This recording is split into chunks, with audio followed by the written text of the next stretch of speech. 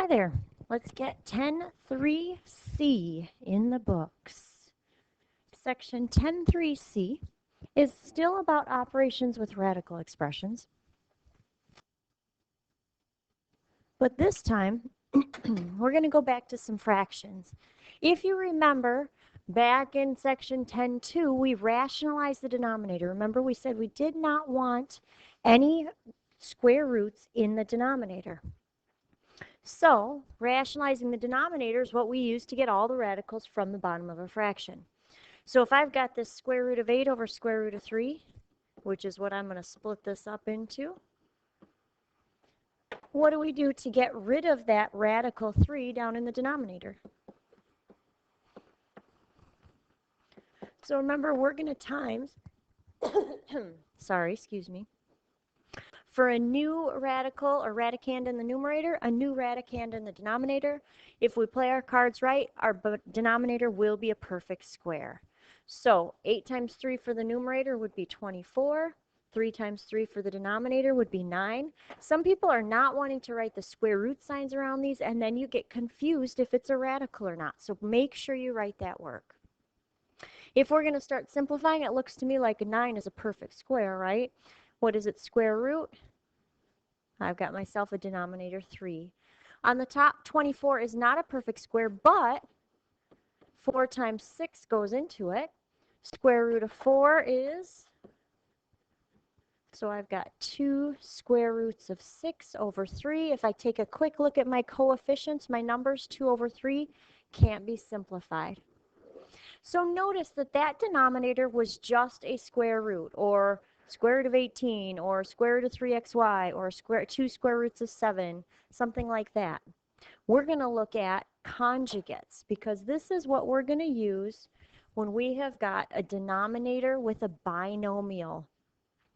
For example, we might have 2 plus the square root of 2. Those aren't like terms. We can't add them. It's a binomial. It's 2 terms, right? A 2 and a square root of 2 separated by an addition. In order to do this, we're going to multiply the numerator and denominator by the conjugate of the denominator. We'll talk about that in a second. And the form of a conjugate is the same terms, opposite sign.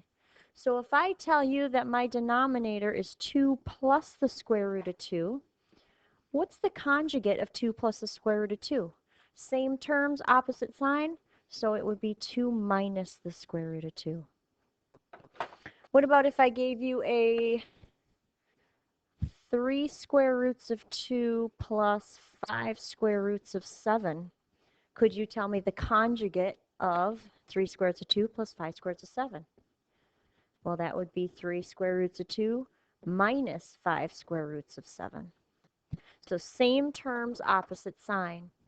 In order to rationalize our denominator to get rid of the square roots, we're going to use that conjugate, and then we're going to go back to multiplying, which was some other section in 10.3. I believe it was 10.3b, because we added and subtracted in 10.3a. So we're going to have a lot of stuff. If you need to borrow a sticky note to cover things up, use the edge of your paper, because we're going to have a lot of work in the numerator, a lot of work in the denominator, and we're going to end up with no radicals in our denominator. So when you are rationalizing a denominator that is a binomial, you multiply the numerator and denominator by the conjugate of the denominator, and you will need to FOIL. So let's do problem A and problem D. Problem A, I've got 2 as a numerator over 6 minus the square root of 3.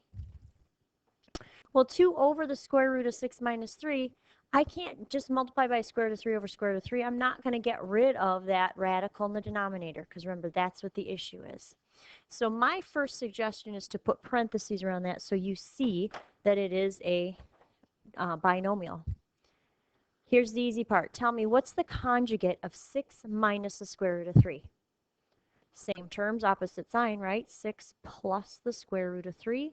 Put it in parentheses.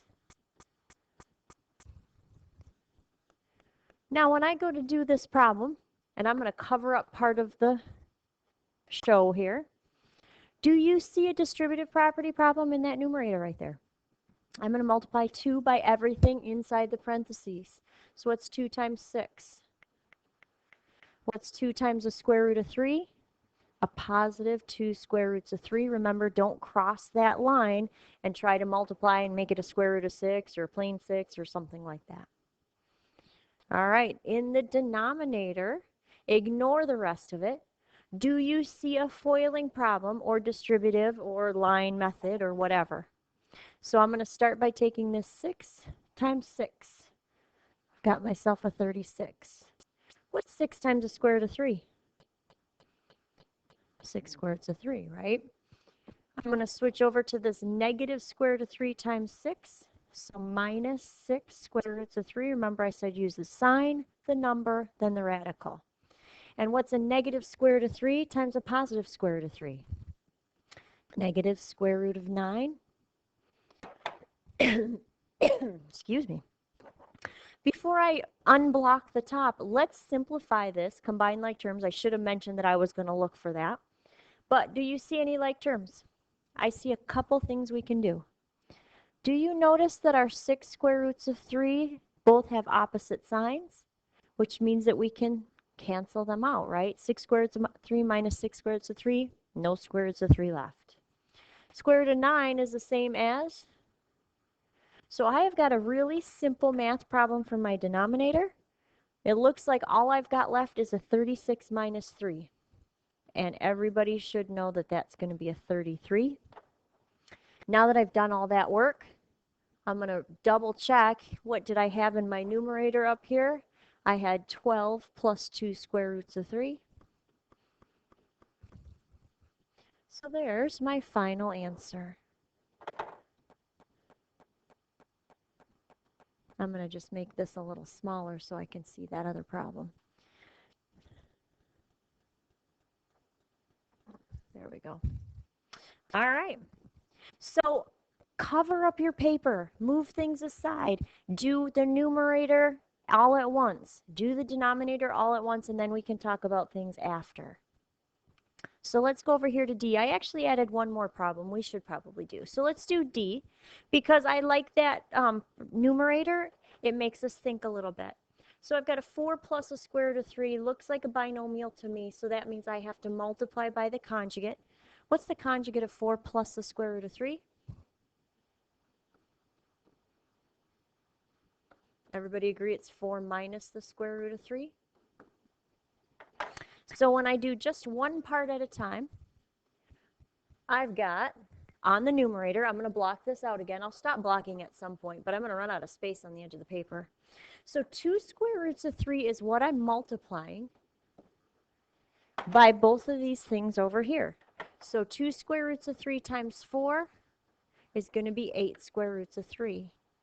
2 square roots of 3 times a negative square root of 3 will be minus square root of 9. Do you see any simplifying we can do here? The square root of 9 certainly shouldn't stay that way, right? What's the square root of 9? 3. So I've got 8 square roots of 3 minus 3. I'm just going to leave that there because now I'm going to block out that top so it doesn't distract me. And I'm going to multiply. So I'm going to start with 4 times 4. What's 4 times the negative square root of 3? I'm running out of space. What's a square root of 3 times 4? That one will be positive, right? And a square root of 3 times the negative square root of 3? Do you see any like terms or anything that we can simplify? My 4 square roots of 3, love that. That's gone because the one's positive, one's negative. Square root of 9 is 3. Do you see the simple math problem that we have for our denominator? 16 minus 3 is 13. And on my numerator, I had 8 square roots of 3 minus 3. I'll just bring that down and put a circle around it.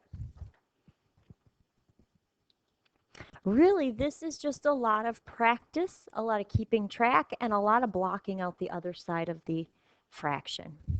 Let's skip this E. We're going to do this in class. So write that down, 1 over 4 plus the square root of 12.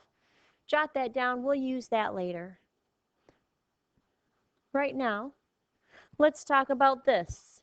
When you have a binomial with radicals in the denominator, how do you get rid of them? Remember, you've got two instances. One, when the radical is just by itself, like that first square root of 8/3 that we did, or one where we've got a binomial with a radical, like 2 plus the square root of 3 in the denominator. So what do you do to get rid of radicals in the denominator? Oh, I actually said a binomial. So the second case, the one that this was all about. And simplify. 3 as the numerator and a 2 plus the square root of 2. So what's the conjugate of 2 plus the square root of 2? Everybody's going for a 2 minus the square root of 2, right? So you're going to have a distributive property in the numerator. You're going to have a FOIL problem in the denominator. But if you play your cards right, you will end up with just one simple little number in the denominator, like 13 or 33 that we got.